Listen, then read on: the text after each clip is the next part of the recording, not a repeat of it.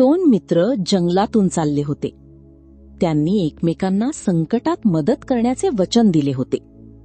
अचानक त्यांच्या समोर एक मोठा अस्वल आला. एक मित्र पटकन झाडावर चढला, पण दुसऱ्या मित्राला झाडावर चढता येत नव्हते. त्याला आठवले की अस्वल मेलेल्या माणसाला स्पर्श करत नाही, म्हणून तो जमिनीवर शांतपणे पडला आणि श्वास रोखून धरला. अस्वल त्याच्या जवळ आला. त्याने त्याचे कान, चेहरा आणि कपडे हुंगले.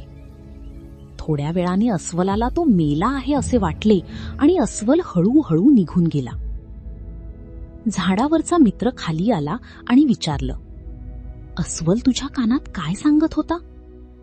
दुसरा मित्र म्हणाला, अस्वल म्हणाला, संकटाच्या वेळी जो मित्र साथ सोडतो त्याच्यावर कधीच विश्वास ठेवू नये. बोध: खरा मित्र संकटाच्या वेळी साथ सोडत नाही,